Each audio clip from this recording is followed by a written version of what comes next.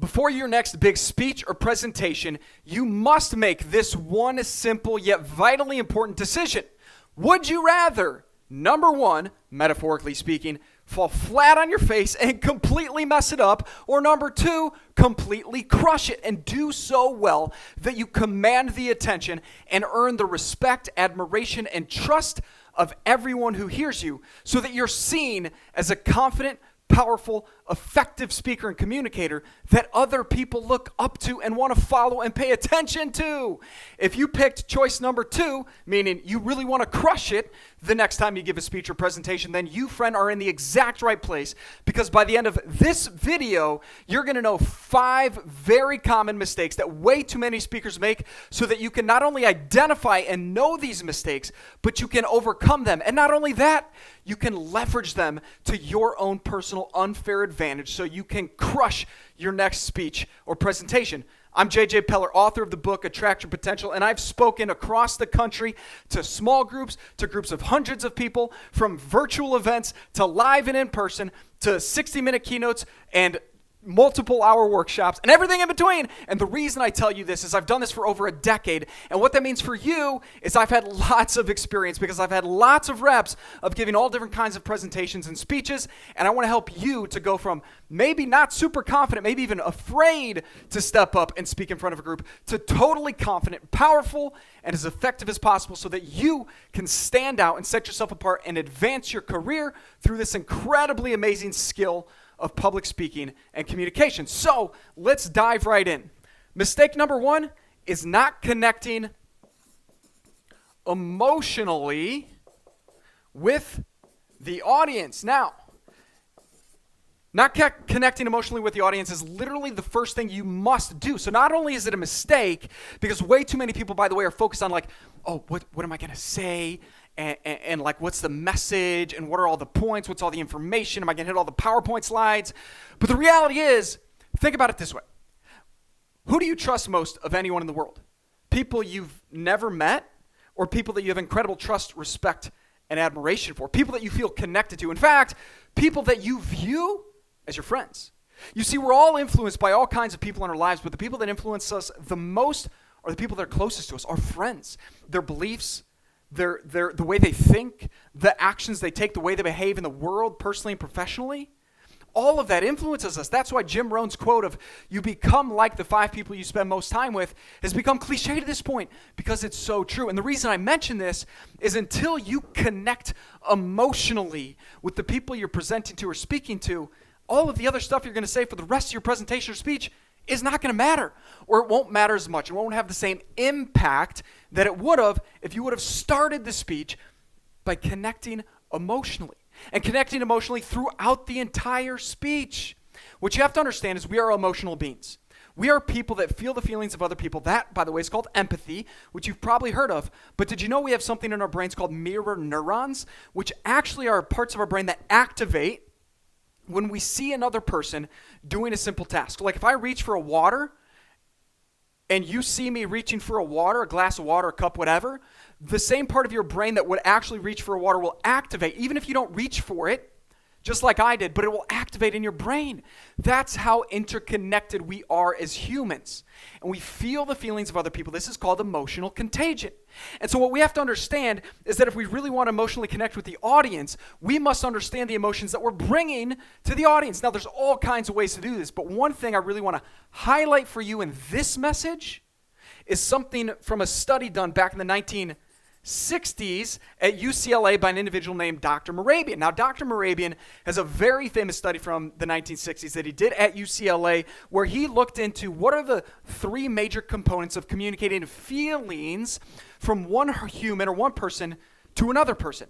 And what he found, of these 3 things, there's different weightings to them, that if we understand what these different components are and how much weighting each of them has, it would totally change how we deliver a speech or presentation. Now, here are the 3. The first is your words that you use. If I spelled it correctly, words. And words account for, in his study, 7% of one's ability, your ability, to communicate feelings or emotions from yourself to another human. Now, wait a second. Before we move forward, you have to understand, some people will look at the study from the 1960s that Dr. Marabi and his team did. And they'll say, yeah, but that's not about just communication. That's about communicating feelings. And my message is simple. What else is communication but getting feelings across from one person to the next? You may have heard the famous Zig Ziglar quote at this point where he says, sales is simply a transference of confidence. We transfer our feelings to other humans, and that's the message that they receive. The information is simply the tip of the iceberg. But the base of the iceberg, the 90+% of that mass of ice under the water is the emotion or the feeling that people get from you in the way you speak or present or how you show up. So we have to understand that only 7% of our ability to communicate feelings or emotions, said another way, to another human is words. The other two components, if you're doing the math at home, make up 93%, and these are non-verbal components. The first is tonality of your voice, so like the pace, pitch, tempo, volume, all these different qualities of your voice. And that accounts for 38% of your ability to communicate feelings from yourself to another human. And the final, this is an F for facial, which is facial expressions and how you use this real estate that most humans never use in their life or rarely use. That counts for 55%.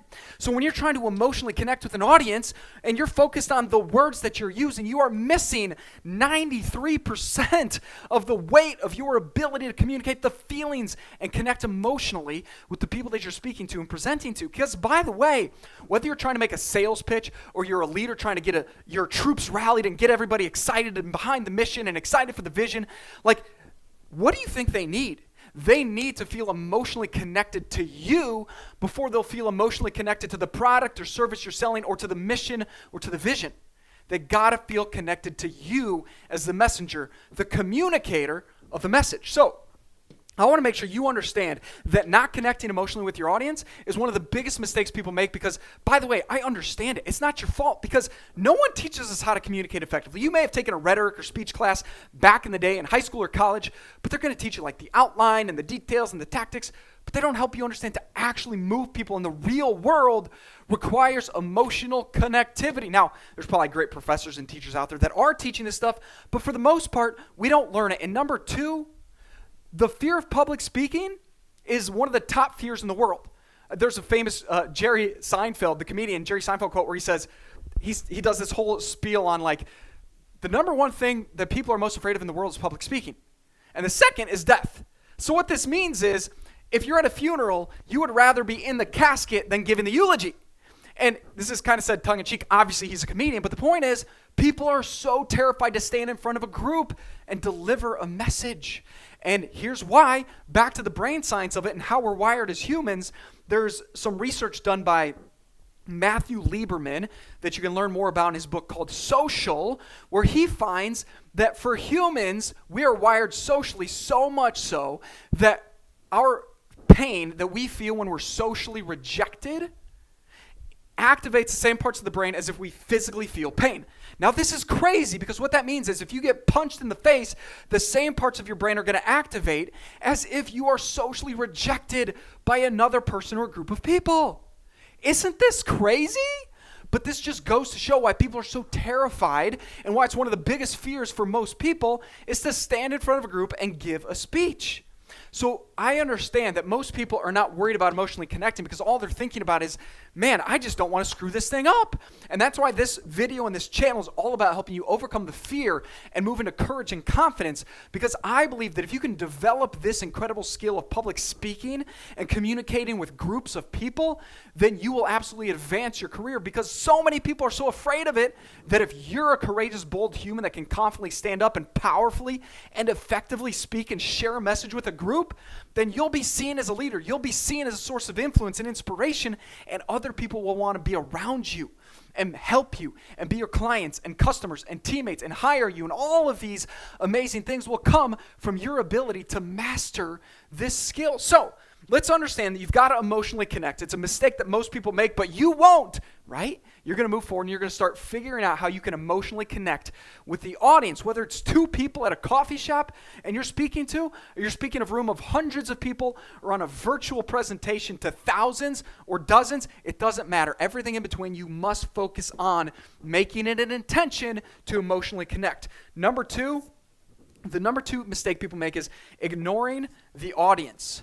Ignoring the audience. And this sounds kind of silly, but the reality is how often, if you've given speeches and presentations before, how often have you stood in front of the group or right before getting on stage or in front of the group, you think to yourself, even unconsciously maybe, how am I going to look? Am I going to mess this up? How am I going to do? How's it going to go?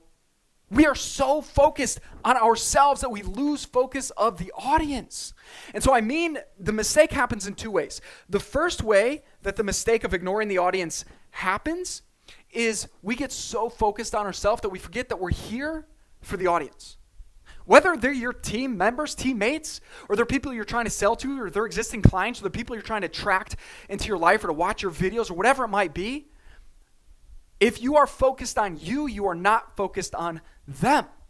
And to deliver with power and effectiveness as a speaker and public communicator, you must be focused on the audience, which means you cannot ignore the audience. So the first case is being so self-focused on how you're going to do and how you're going to be seen that you ignore the audience. But secondly, it's about not inviting them into the conversation from the beginning. One thing I love to do in presentations, whether it's a small group in person or a larger group online, is get feedback. I want to know, hey, you know the topic we're talking about today, whether you have to be here as a requirement for your job because someone said this is on your schedule to listen to JJ talk, or you showed up because you're like, man, I love the topic, or you clicked on the video. Like if we're live, either online or in person, I want to know, what do you want from this? What are you trying to gain from investing time, effort, and energy here? Even if you are told you have to be here, what do you want to gain? Let's set an intention. And if I can learn what you want to gain from it, then I want to know that information because then I can cultivate and craft the message and refine it in the moment to be as powerful and effective as possible for you and anyone else that I'm going to be speaking and communicating a message to. So you got to understand you cannot ignore the audience. In fact, you have to focus on the audience. And how this transpires in a given presentation or speech very often looks like this. People talk at the audience instead of, you guessed it, with the audience. And this is so simple, yet so powerful if you actually grasp how important this concept is. Instead of thinking, I'm going to talk to an audience, or I'm going to talk at this audience, or I'm going to deliver this message to or at these people, think, I'm here to communicate with these people. I'm here to connect emotionally with these people. And by the way, if you think of them as your friends, let me give you a bonus tip here. Think of them as your friends. You're going to talk to them differently. Like when you go to your friends, are you talking at them? I hope not. I hope you're not just there to spew information and words at people that you sit down with that you consider your friends. I hope you're there to genuinely connect with them.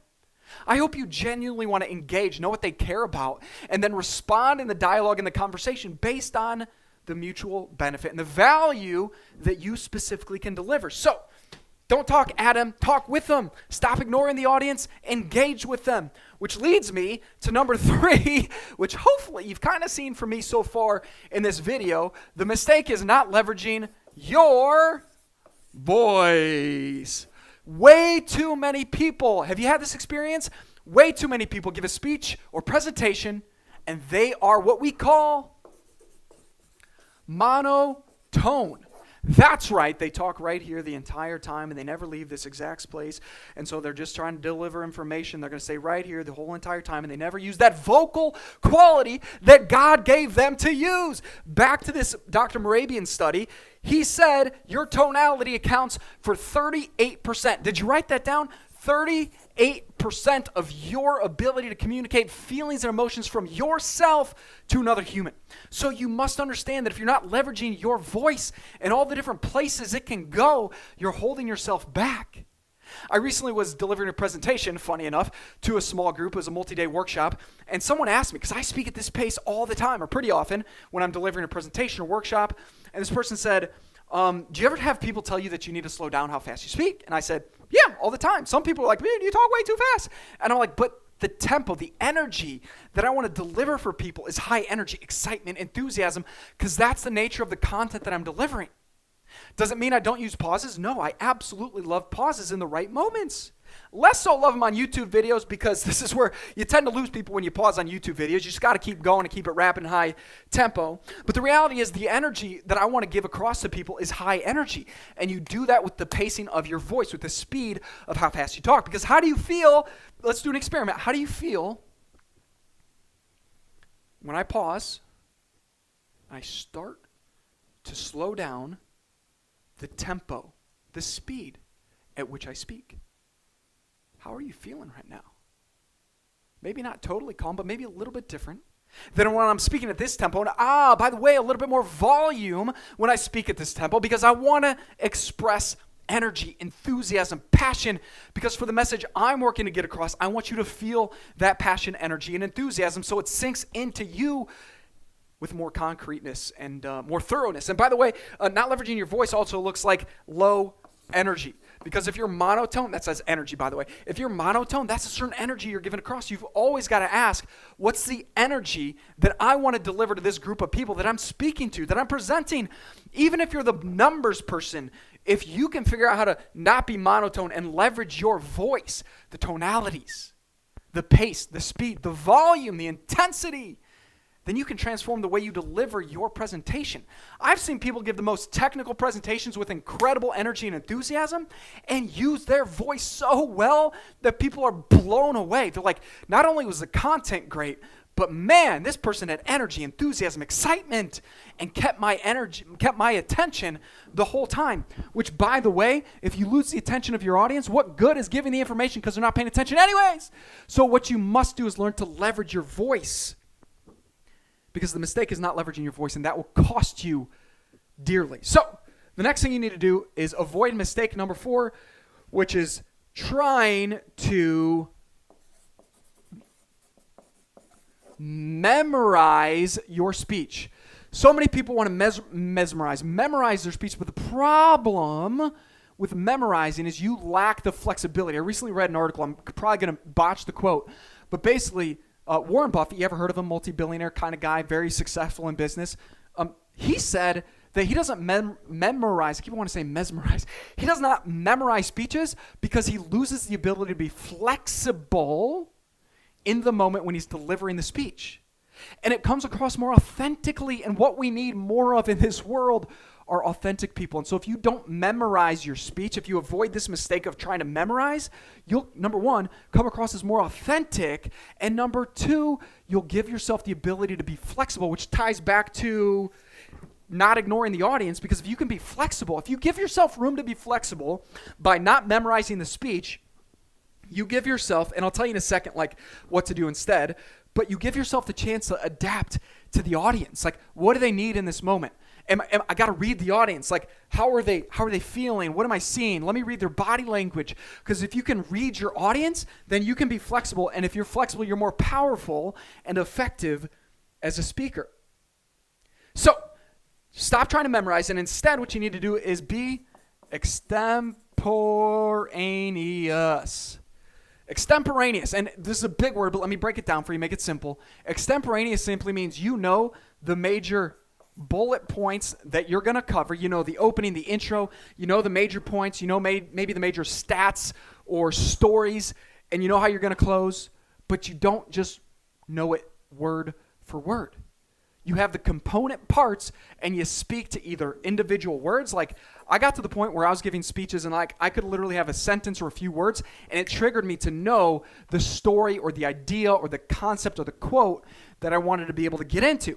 And I do that still today, because if I can just see a word and it triggers me to know the story or the message or the main point, then I'm a more powerful and effective speaker, because I can see it, take it, use it, and go, instead of like, okay, where was I? Because by the way, have you ever tried to memorize a speech and you mess something up, and then you're like, wait, where was I? Where was I in that speech? What was the last thing you're asking the audience for, like, what was the last thing I said? And now you lose flexibility, because you're so stuck in the script that you lose the chance to bring the power of your authenticity in the moment and being flexible. So if instead of memorizing your extemporaneous, and I'll make other videos on this in the future if that would be helpful, let me know in the comments below if you want to know more about what extemporaneous speaking is and how to leverage it. But the idea is, don't memorize. Have your bullet points so that you can pull those points and know the stories in the moment. 5th And finally, way too many people make the mistake overloading with info and details, which when you just like throw a bunch of information and stats and data and just throw a ton of stuff at people, very often you lose the ability to have a clear point to the message. Donald Miller, in his great book, Building a Story Brand, says, if you confuse, you lose. If you confuse, you lose. And when you give just a bunch of information, you confuse people. What's the major point here? What people really need is what Donald Miller also, I've heard him call, a controlling idea. One controlling idea. If you have one controlling idea or core point to your message or call to action, whatever you want to call it, but it's like everything revolves around this one core concept of the whole message, then you will be way more clear. And if you're clear, the message is more likely to get across and leave the impact and make the influence that you want to make. Friend, I'm just so encouraged that as you're watching this to this point in the video, you clearly are the kind of person that wants to advance your career and tap into more of your fullest potential. And I want you to know you can. You absolutely can. And I believe that if you develop the mindset and skill set of being a powerful, effective, dynamic public speaker, you don't have to try to be the best in the world. You certainly can be, and I'd encourage that. But you don't have to try to be the best in the world. You don't have to be Tony Robbins or Brendan Burchard or Simon Sinek or all these amazing speakers. But you can develop this skill, and if you do, it'll totally transform your life. Because if you can be a powerful communicator in the workplace or at home or in your community or with your friends or in social environments, then you can accelerate your career. You can tap into more of your fullest potential. I referenced him earlier, but Warren Buffett has said that the one skill that can easily increase your value at least 50% or more is communication, both written and verbal. What's included in that? Public speaking. If you can become a powerful public speaker and communicator of ideas and messages to be a person of powerful, positive influence, then you can write your own ticket, as they say. You can get opportunities. You can attract more of the right people into your life. And friend, I hope that you choose to refuse to settle for anything less than your greatest potential, because I believe that we're all created to do something special, something meaningful with our lives. And that's no different for you. You have a calling on your life. You have a purpose. You might not know it right now. You might be searching. You might be like, I don't know what I'm meant to do. This video is interesting, and maybe I like it, and maybe I want to be a better speaker, I think. But friend, I just want you to know for certain one thing. God called you to do something special and meaningful, something that matters with your life. And I want you to know that you can do it. You've just got to decide that you're the kind of person that's going to put in the work and make the effort and feed your mind and learn through messages just like this one and continue to persist until you see the dream, the vision for your life become a reality. I have a great book that I love to read called, I lost it. Napoleon Hill wrote a book called Think and Grow Rich. There it is, Think and Grow Rich. And in it he says, no one does anything great without passing the persistence test. So friend, if you feel like you're in a season of struggle, you're even suffering, you're challenged by life, you feel like you're getting beat up over and over and over again, let me encourage you. You're simply going through the test that everyone must go through in order to do something great in life. No one that you admire and respect and look up to and look to as a person of influence who has done something special in the way you might want to do something special. None of those people have not faced the tests and the challenges and the sufferings of life, and you are no different. So if you're going through it, friend, just keep going. Refuse to quit. Refuse to give up. Persist. Get stronger. Use the season of struggle to strengthen yourself, and you can and will do something special. If you've liked this message, please comment below and tell me what you loved about it, what you gained from it. And please share it with a friend or family member, colleague, teammate, someone you care about who could also benefit from this message. And I hope you'll subscribe and come back for more of these messages going forward. Friend, I truly want to serve you, and I hope you'll refuse to quit and just keep freaking going, because breakthrough is near. If you just keep going, breakthrough is near. Just keep going, and great things can happen. I'll see you next time, friend.